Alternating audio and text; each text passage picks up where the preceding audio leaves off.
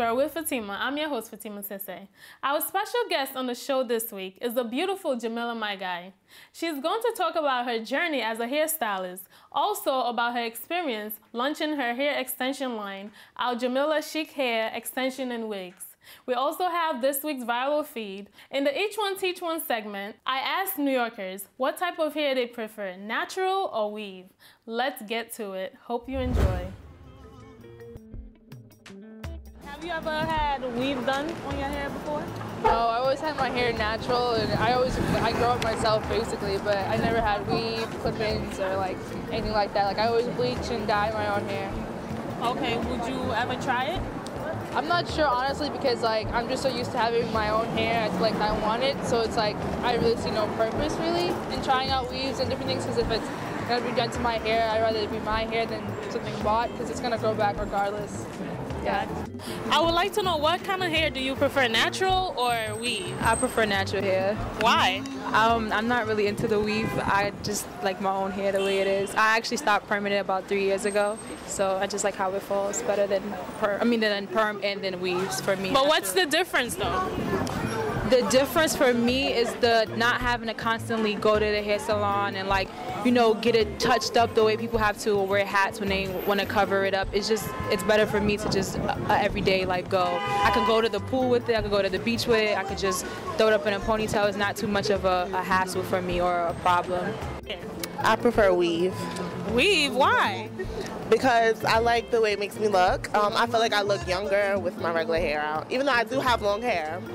But I perm it. I don't like the natural thing. I feel like, I don't know, it's just not for me. It's not my look. What type of hair do you prefer, natural or why? Hard to manage my own hair. I got too much. You got too much? Yeah. So that's the only reason why you like weave? Yeah, and I'm growing out my own hair. Okay, so you're a part of the natural movement and everything. So please tell me, how long is your hair right now? It's up to here. My hair is up to here. Your hair is up to there. So why don't you wear it out? Because it's too much to manage. I don't want to burn my hair off. I'd rather burn this.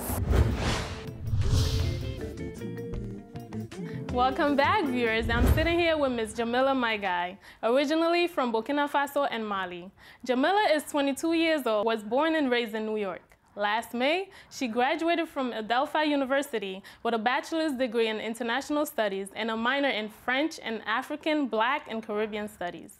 Through her major, she was able to study abroad and intern for a semester in both France and China.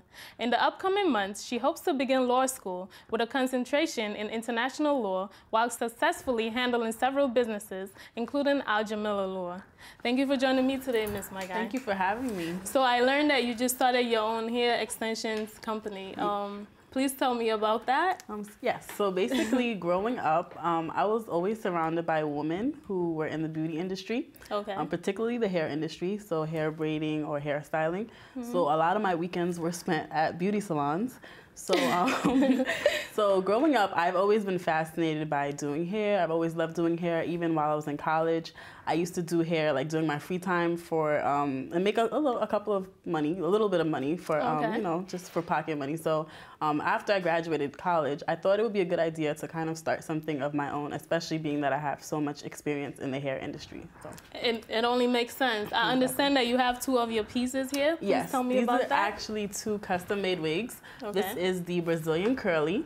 And I actually ombre it. So ombre is when you see the degradation of two different colors. So as you can see, it's brown at the top, then it goes into an auburn color, and then the tips are more of a blondish color. Beautiful. And this one is the Brazilian straight, and it's, as you can see, if you look closely, it's like purple and blue, and that was also colored by me. And Miss Asi here is wearing the Brazilian straight in 26 inches, and it's also a custom wig. And I, of course, I'm wearing the Brazilian body wave. It's very soft, by the way. Yes. So tell me, how does it feel wearing this? It feels very natural. And I like the fact that it's versatile. Like I can switch the part wherever I want it to go, and I can straighten it and curl it and cut it. So yeah, it feels really nice. Thank you very much. So, Miss Maiga, tell me, besides, you know, the women that you said you grew up with, having been around them with them wearing extensions and stuff, who else inspired you to get into the beauty industry? Well, in terms of business, I do come from a family that is very affiliated into different aspects of business. Like my dad owns a restaurant in Harlem. Okay. So it was very fun starting that up, seeing all the hard work and dedication and all the finances it took to build a business. And although it was challenging, I was like, this is something I could do. I could see myself doing. So when in terms of thinking of a business, I think for me, since I have so much expertise and so much experience in the beauty field and the hair field, I thought, why not go ahead and start a business in the hair industry? When did you realize you wanted to do it professionally? Professionally, I would say November of 2013, so it hasn't been that long. Probably November of 2013. Why? Was there a specific incident or? I guess November of 2013 was when I started wearing more different types of hair extensions. Like I would switch it up more, which means I would get a lot more attention. So everywhere I would go, people would be like, oh my God, I love your hair, who did it? Or where'd you get your extensions? I'm like, oh wow, like I could make, imagine if I was actually making money off this. So that's exactly what, inspired me to. So what do you think of people of color who, wear hair extensions? I know a lot of people feel that they should stay natural and stop perming their hair. How do you feel about that? Well, I think with hair extensions, as with any race, not even just women of color, it's always a way to kind of change your look. Like it's not something that's permanent. So, say one day you feel fun and you want to have a big afro, you can go ahead and wear extensions with afro. Or if you want to have a more sleek look, that's also fine. Or if you have hair down to your back and you want to have the feeling of having short hair, but you don't want to chop your hair off, then you can get a short wig or a short weave. So I think it's all about versatility. That's my main goal. And also for those who are natural and want to wear relaxed hairstyles, like your hair is natural, but you want to wear a more straight hairstyle, but you don't want to damage your hair. A wig is a great alternative, or a weave is a great alternative to that. Yes, I am. You see me always wearing my wigs. I am one of those people, and I will definitely be using your product. No problem. So, some people like Lupita and Chimamanda are like advocates for like natural hair. Right. So, what would you say about that? And do they inspire you in such a way? Well, I do like, I am fans of both of them, Chimamanda and Lupita, like very great fans, and I salute them. They do inspire me a lot in everything, not just hair business, but being an African or being a Black woman in general. So I feel like for them, the being natural is a great choice. It's a choice, like I mentioned, it's a choice, and some people do like to have their hair natural. Others do prefer to have their hair relaxed for whatever reason. And you shouldn't be criticized or ridiculed for your choice. But in terms of natural, there are many benefits, and I completely side. Like I am natural right now. So underneath this, my hair is actually not relaxed, and I've transitioned over the past year. So I do see the benefits in having chemical-free hair and all that. But there are some people who may prefer to have chemically processed hair, and there's nothing wrong with that. So it all depends on what your personal preference is. Okay. So tell me more about the line. Are you soon going to have a store or a specific location? Yes. Well, right now we have an office in Yonkers. It's 30 South Broadway. So if you know where Yonkers is, it's about 15 minutes from the Bronx. Okay. And that is our showroom. So those who would like to come and maybe sample the products and actually take their time and make a decision without just ordering something online, you could definitely come in there.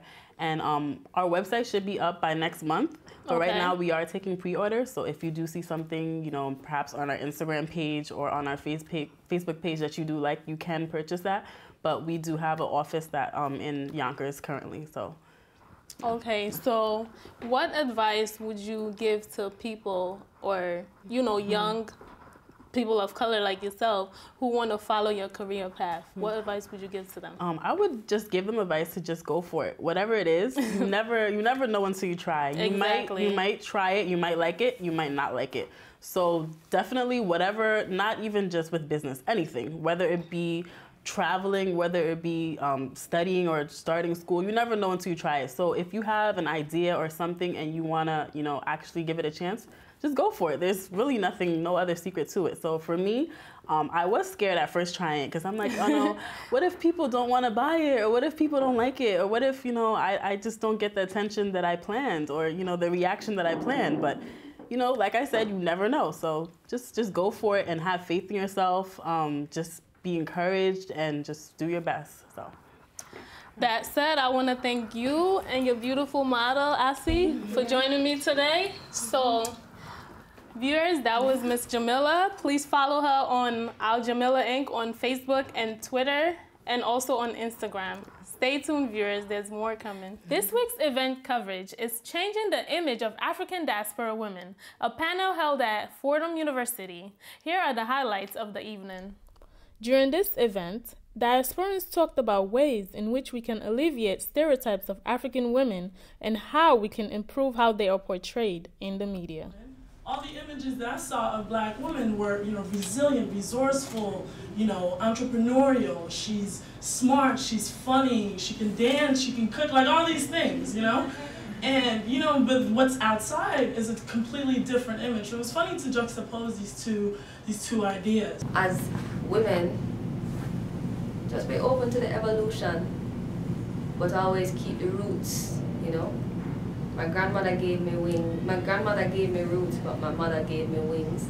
First thing I'm doing is embracing myself and acknowledging that I am an African woman, living in the diaspora, living wherever I am. Start to write our own stories. Start to tell our own truths and stop waiting and observing and criticizing. It's difficult, Hair is everything. I don't have hair right now. It's kind of cold, and I'm cold. But hair is everything for most black women. And just imagine on national television, they don't tell you ahead of time. And I wasn't going to give the reaction of defeat or cry. It's gone.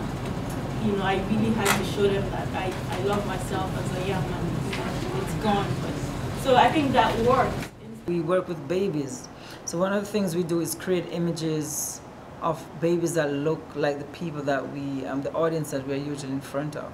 I carry myself a certain way so that a certain image is expressed. So even young men, especially with the pants being down, I ask them why are they walking that way. They should pull their pants up. Yeah, I feel that a lot of times it's negative, and we in the community have to bring that to light. Like, for example, a lot of times you see diaspora women who are portrayed as being a public assistant. They're just portrayed as being ignorant. What hands are the future generations in, and what state are we going to be in the next few years if the youth isn't involved? So I think it's crucial. It's desperately important for our culture and for our future, for the youth to really be involved in everything that we're doing that involves advancing the community. We should have a wide range of stories about African women, not just the struggling, the helpless, the suffering. The door should be open to the joy, other things African women experience. We're just like everybody else. So that should also be portrayed. We're only getting half of the story. Okay. And I would hope that you would try to appeal to more popular audiences and create films that include people like Nana said, who are showing themselves as black people who love themselves. And it's great to show the history of Rastafarism and what a woman is doing in another country, and to show some of your story. But that is appealing to people who already know what you're about. If you want to reach more than the people in this room who will actively go out their way to appear at or sit through events like this, I think that you should create things that are more popular, not just documentaries. Stay tuned, viewers. Next up is our brand new edition, a segment we like to call Viral Feed, which highlights the top YouTube and Vine videos that I find outstanding. Here are this week's picks. Hope you enjoy. We have viral videos portraying the African dad. After watching this, I do not want to offend anyone's father. Do it for the van. I ain't gonna do it. I said do it for the van. I ain't gonna. When I said do it for the van, you do it. It's not a lie. Do it for the van. I ain't gonna do it. I said do it for the van. I ain't gonna. When I said do it for the van, you do it. It's not a lie. Hey there. Better sit down. Is you mad? Or Very cool, right? If you would like to participate on this segment, feel free to also submit your links to InsideTheDiaspora@gmail.com. That's our show for today. Thank you for watching, and please feel free to like and follow us on Facebook, Twitter, and Instagram. Be sure to tune in next week as we uncover more stories inside the diaspora. See you next time.